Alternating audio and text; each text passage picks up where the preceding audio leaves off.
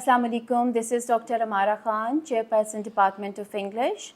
And today I'm here with you from Web TV LCWU. Just to give you a little introduction of Lahore College for Women University. It was situated in 1922, and just last year we have completed 100 years of this prestigious institution. And I am very thankful to our Vice Chancellor, Professor Dr. Shagufta Naz, for her visionary leadership. And I'm equally thankful to Professor Dr. Uzma Qureshi, Director DFDI and Director of Web TV, Dr. Naveed Iqbal, for their invaluable contribution to this institution. Today we have three guests with us from big universities of United States. So let me introduce to you my guests today. We have our three guests here today from three big universities of United States. We have Dr. Ludmi Herath from the Chicago School of Professional Psychology. We have John Sunnygard from Western Kentucky, and we also have Naomi from Montclair State University. I welcome you all to Pakistan and specifically to Lahore College for Women University. Thank you very much for joining us. Thank you. Just because we have around 20,000 students enrolled on campus today, and we have more than 46 departments on campus.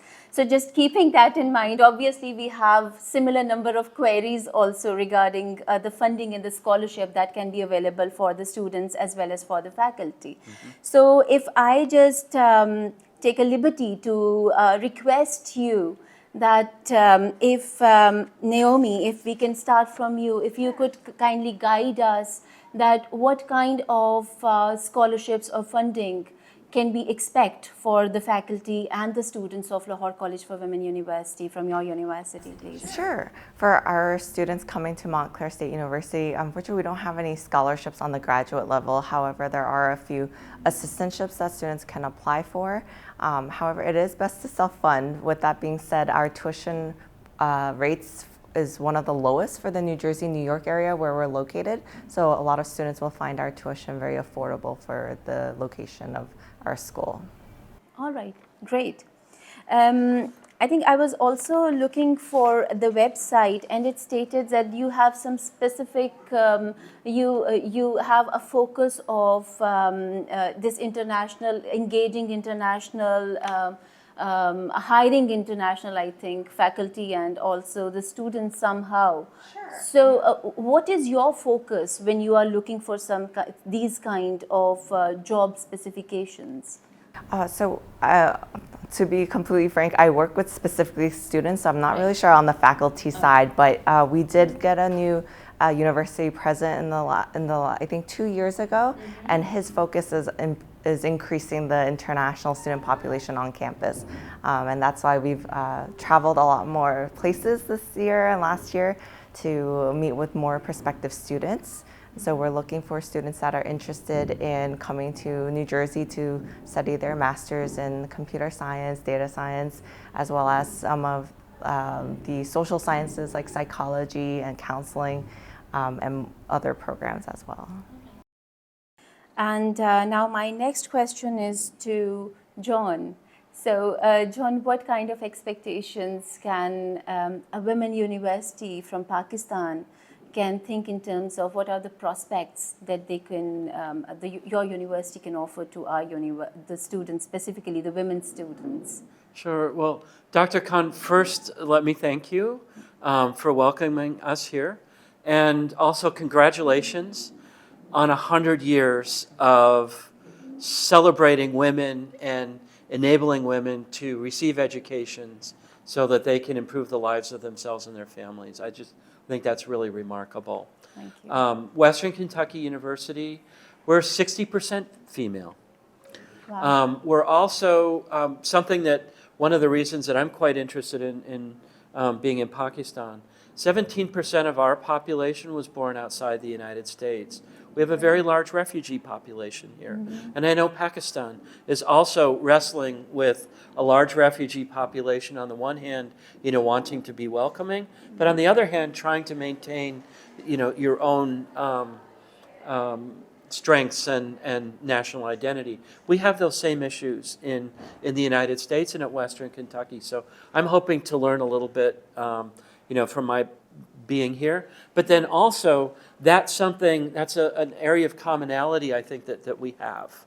And so that's one thing. We have graduate programs, being here in the Department of Mass Communication, we have graduate programs in communication, and specifically strategic communication.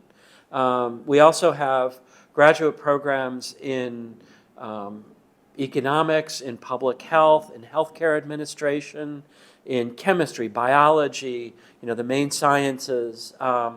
We have graduate assistantships as well. They, at a minimum, reduce the cost significantly of study, including providing students with in-state tuition as opposed to out-of-state tuition. Also, our students are able to work for up to 20 hours, as with any U.S. university, but unfortunately no more than 20 hours on campus. My office, actually, I have several graduate assistantships that I'm able to award to students, in addition to the graduate assistantships that are available in the academic departments. So we usually have one or two graduate students working in my office doing research for us. We had someone doing work on refugee resettlement. So there's a lot of different things where we will actually work with graduate students in my office. So there's a lot of different opportunities at our institution. Right, brilliant. So a similar question to Dr. Ludmi Herath also, that usually the women over here, because I am representing a women university, so my focus would stay on the girls and the women of Pakistan. So usually we have this feeling that, especially for women, the opportunities, especially for the women who are studying in arts and humanities subjects, is less in comparison to the students who are studying sciences, in terms of the scholarships that are offered or the funding that is offered to international students. So what is your take on that? Is it true, or is it? Well, again, thank you for having us. This is an amazing opportunity, not just for us as higher institutions of the United States, but also an opportunity for women at this university to learn and understand about what truly the United States is offering for not just women, but for international students in general. I'm the Global Engagement Director for an entire system called the Community Solution, but the Chicago School of Professional Psychology is what I'm representing today. As the institution name suggests, we are predominantly a psychology-based institution. So if you do know background of psychology, psychology is predominantly a women's industry, women's academic field, and international students. I mean, we have a good 6% of our population is international students, and majority are from Canada and South Asia. And I know still counseling psychology has stigma in certain cultures and certain areas of the world, but we also see that it is a rising field. And to answer to your question about are there funding, of course there's funding, right? Because the programs exist today because the need is there. We know psychology need is absolutely there, not just in the United States, but in every nation. And we're not just requesting students, okay, learn about our programs, learn about what our opportunities are. We're also advocating to think counseling is available. Think about business psychology aspect. Think about leadership and organization. For example, you just mentioned, more focus is on STEM. Psychology has STEM backgrounds. So for example, our institution provides masters and PhDs in industrial or organizational psychology. It's a STEM program that offers of students that 36-month optional practical training. The uniqueness of our programs being a psychology campus. I mean, people may wonder, you don't have university name in it, you don't have a college name in it. It's because we are a professional institution for psychology. All what we do, whether it's a practicum, which is required, whether it's a field experience, the field experience is mandated to be completed outside of the United States. So whether it's in South Africa, whether it's Germany, Vancouver, Ghana, we have groups going to Ghana. We give those opportunities for our American students as well as international students to immerse into these cultures and advocate psychology, advocate mental health, advocate the field in general, and not only for that community, but also for our students to understand and bring them to the US so that flourishes the way that they think. So those are amazing opportunities that US universities in general provides. Every US university is super unique. I'm located in very metropolitan cities, just like my name says, the Chicago School. We are in Chicago. I mean, you will hear people say I'm 8 hours away from this city, 5 hours away from this city. I'm in Chicago. Downtown Chicago, I'm in downtown LA, I'm in downtown San Diego. There's reasons for it. I mean, when you're in a busy city, you actually have more opportunities to look for internships, get individuals, experts in that field to come and do teaching.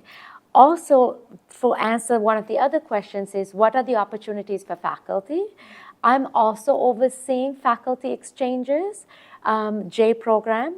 J is a U.S. exchange program where both campuses, faculty can exchange their research, scholarly activities, and teaching.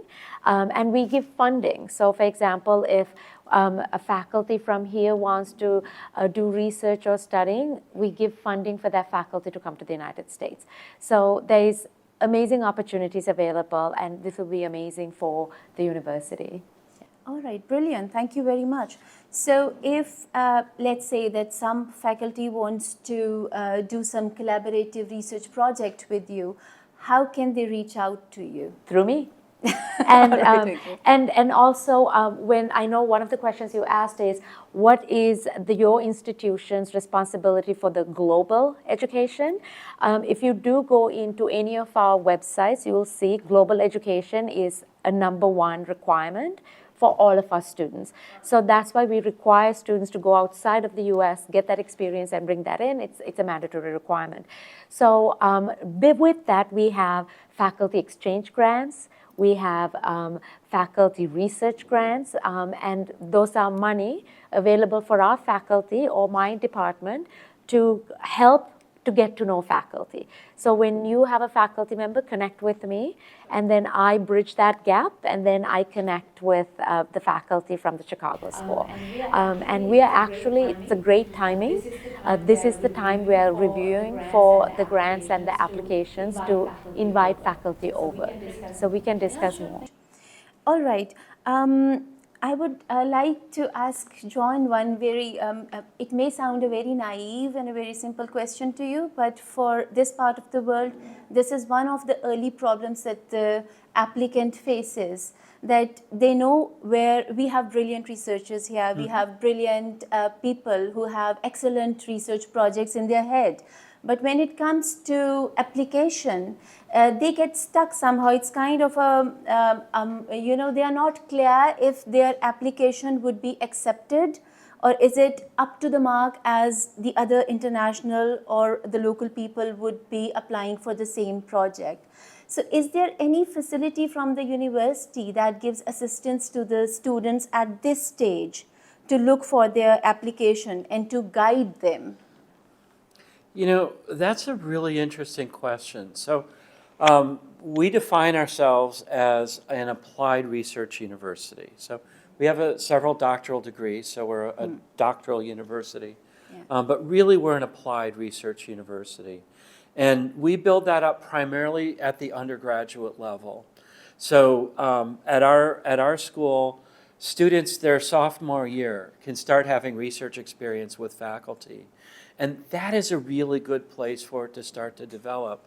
When the student is curious, as they're learning, so that they can see not only is this material that they have to master, but that they can also extend and be a part of that research project within that material.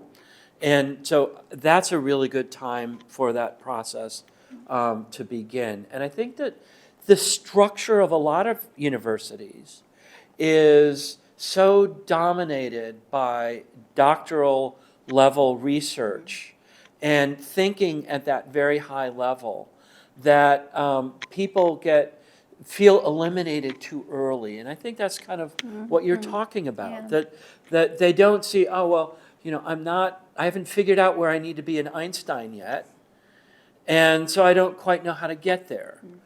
Well, what we encourage is that students start getting engaged with faculty and faculty research as early on as possible. And our university, we take students from all over Kentucky. Most of our students are first-generation students. Their parents didn't go to college. They don't have that kind of mentoring, right, that, say, my children get because their parents went to college. And so that's another responsibility that the university has to take. What is research?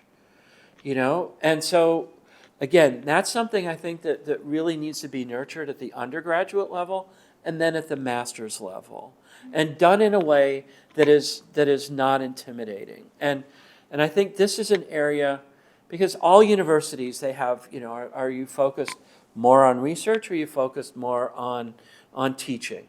And sadly, there's more money. I mean, research is important, right? Very, very important. But sadly, the money and the recognition is more associated with the research than it is with the teaching and the mentoring and the inspiring. The faculty who choose to work at our university really are more interested in that teaching and that mentoring side of things. Right.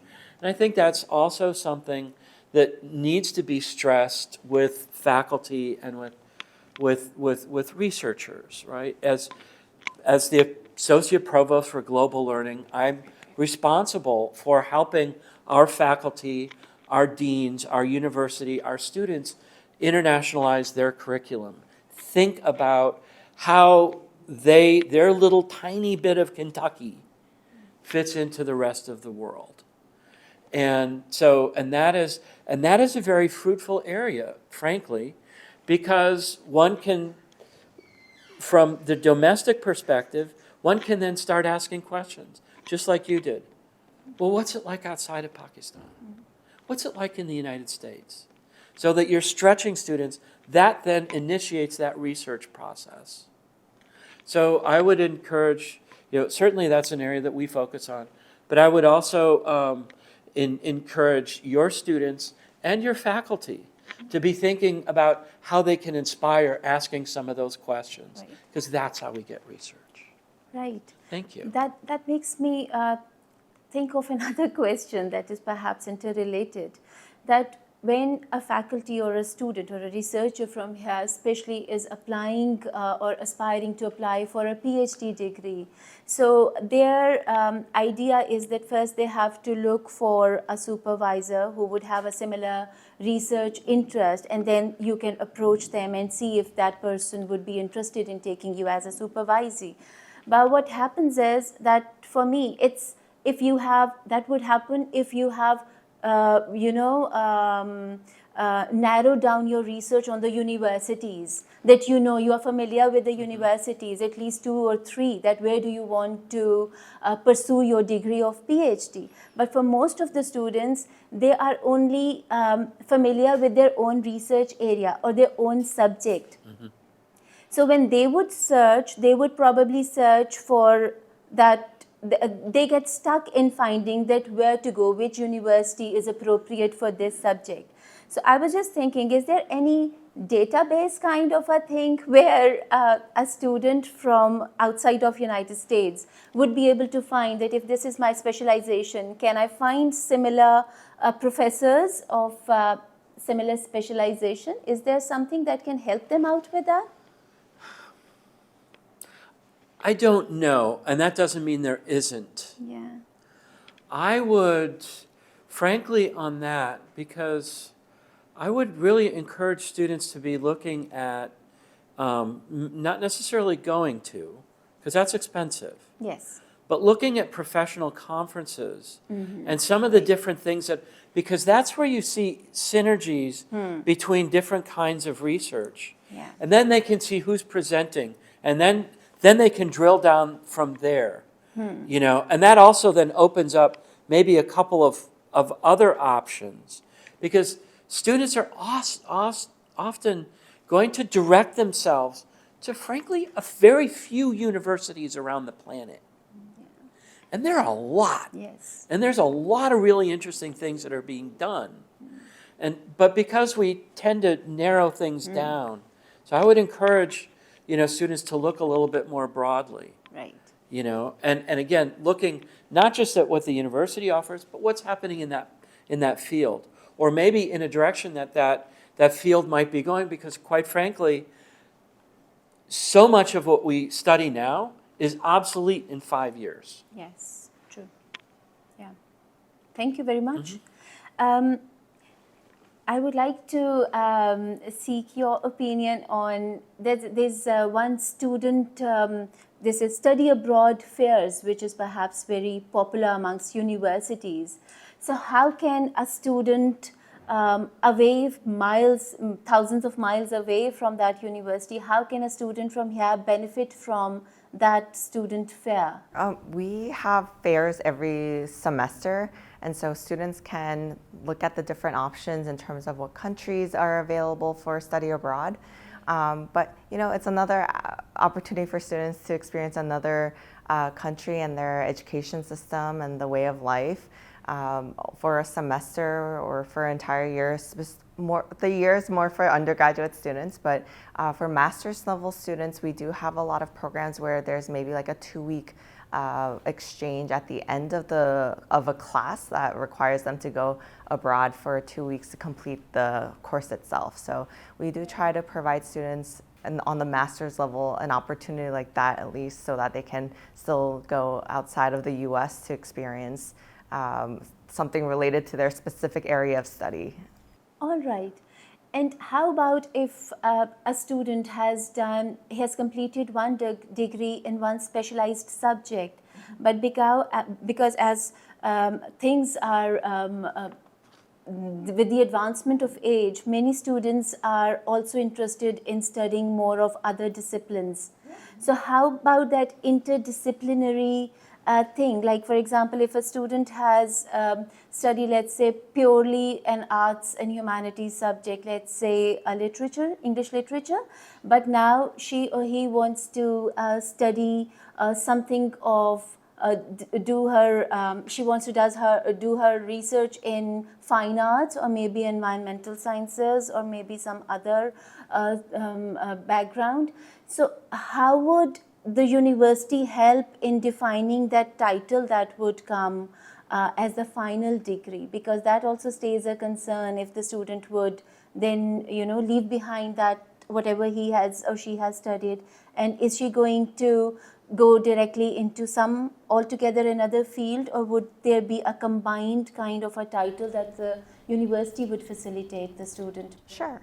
Depending on the program, it's a little different. There are some programs that are open to students coming from a different academic background, and then in order to help support the student, make sure the student is successful, sometimes we'll provide students with prerequisite courses to start off with to make sure that they have the foundation needed to be successful in the rest of their master's program. We have some programs that will also assign some online courses before they come over to Montclair to start their degree.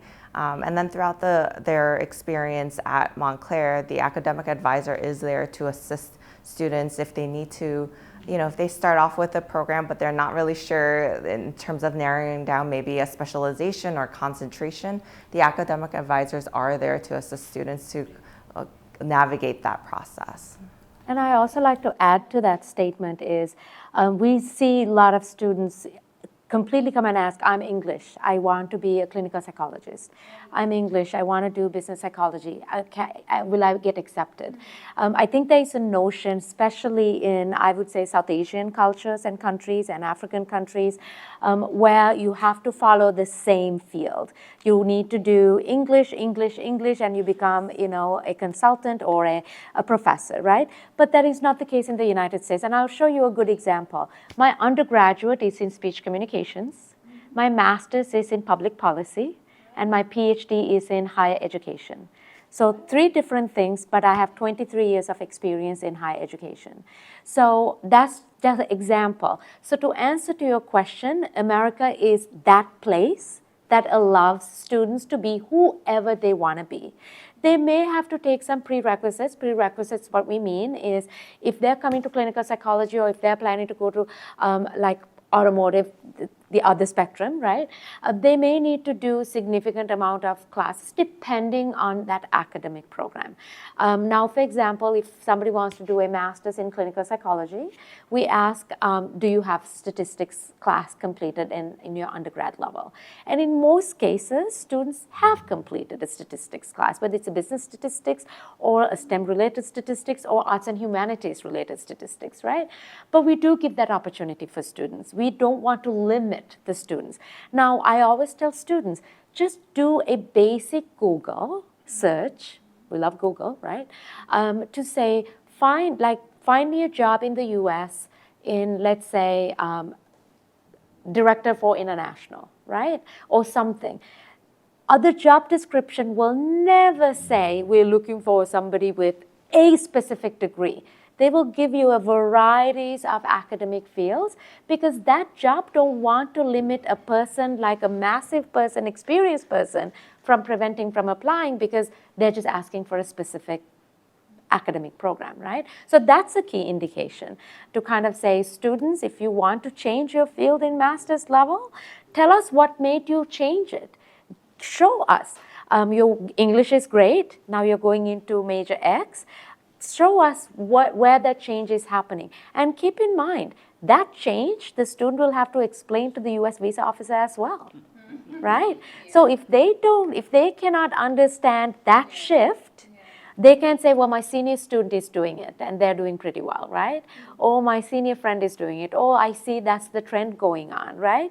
But you need, even if that's the trend, connect that trend to your undergrad experiences. And what is amazing with the US is we offer internship opportunities, we offer shadowing opportunities, and we have amazing career services that brings people in the industry to get them interviewed. They can just talk to the industry individuals and truly have that experience and not wait till they graduate to be starting to do that, because that is the system here. You finish everything and then you start looking for jobs, right? But in the US, we usually tell a student, you need to have at least 2 internships under your belt before you graduate. So all of our institutions targets that, because our goal is not for you to get the paper saying I have a degree. The goal is for you to get that job, and how fast are you securing that job? Brilliant. Thank you very much. My last question, open to anyone who would like to answer. So after COVID-19, as we have observed, all the universities observed that many of the courses and degrees, they went online. So major portion went online. So just a query that if the US universities are offering similar kind of the masters or PhD online or long distance degrees, if we have any of that possibility, because many of us, we don't afford going there. So that would be a great help if we could get that understanding. Any one of you, please. That's a great question, and in some ways, for international students, it's sort of a double-edged sword. Yes, absolutely, we have online graduate degrees, wonderful online graduate degrees, but all U.S. universities are tuition-driven, so we are going to be charging, our full tuition. Oh, okay. So our tuition for our online degrees, for example, for any student, we don't differentiate between international or Kentucky, is 120% of our resident, our Kentucky tuition, right? So it's a little more expensive for a Yeah. Kentucky student. It's a lot less expensive for an international student. Right. But we don't have the same GAs, we don't have the TAs, we don't have the kinds of employment opportunities. And as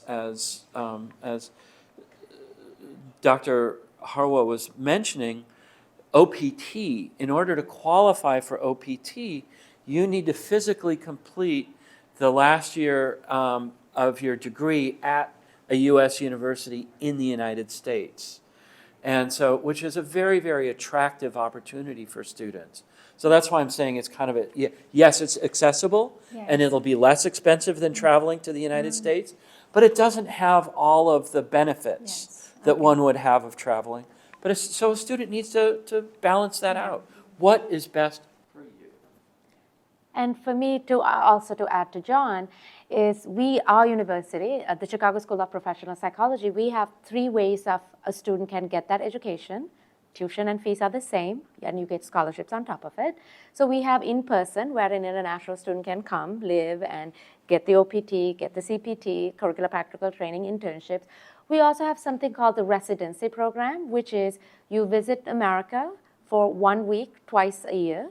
And we also have all of the programs fully online as well, allowing those individuals that is at higher level employment levels for master's or PhD levels, so they don't have to leave their current position, because we know in countries like South Asia, East Asia, Africa, when you leave those positions, there's 100 people to be applied for those positions, and coming back and then applying can be very difficult. So those online distance education works really well for those individuals, because they are maintaining their job, their families and everything, they're taking their classes, and we tend to see that distance learning students completes the program at a faster rate because it's at their own pace, and they finish faster. So when you're discussing about tuition and fees, you don't have travel expenses, you don't have living expenses, you're not paying for insurance, you're strictly looking at that $16,000 to $22,000 a year for tuition and fees. And some you can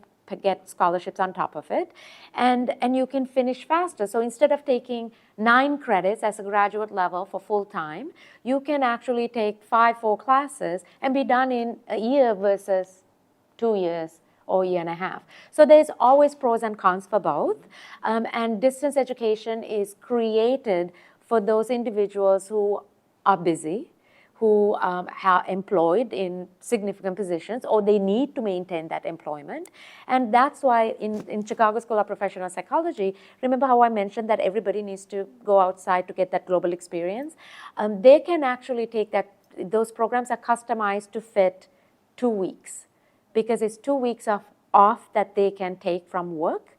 Because we are, if you're looking at a master's of clinical psychologist or a PhD clinical psychologist, they're already in the industry. If they shut down their business for 2 weeks or even more, or come here to study for 3 months, that's a business that they have to build from the scratch again. So that is available, and we see many international students using that to get educated, because they know the value of American degree in their home countries. So whether it's an in-person or online, they get that US education. I mean, many Pakistan, I'm sure you're familiar.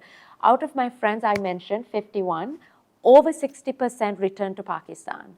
So which means the US education is extremely well recognized and valuable. And that's something that we even hear from US folks here saying, you know, yes, we hire American graduates, but they leave in 3 months because they always get better opportunities. Can I just say one last thing on that, because it's really important? Yeah, please. It is also very important that the student check the accreditation of the online provider. Absolutely. Because anyone who can build a website can claim to have a university. True. And so it's very important to look at the program. Is that program associated with a university who is accredited in that professional discipline? Right. And certainly all 3 of ours are. But that's so go beyond that initial search and really dig. Ask Education USA for UA, because they will know who's accredited and who's not. Because I would hate for anyone to spend money on something and be misrepresented with what they're getting. And Education USA is available in all the cities like Karachi, Lahore, Everywhere. Islamabad. Great resource for students. Yes. Right. Thank you very much for being with us and for clarifying many of our queries. And though we have many more, but due to short of time, I think probably we'll be reaching out to you through email and through other forums. Thank you very much once again, and I wish you a very pleasant remaining stay in Lahore. Thank you, Dr. Khan. Thank you. Thank you.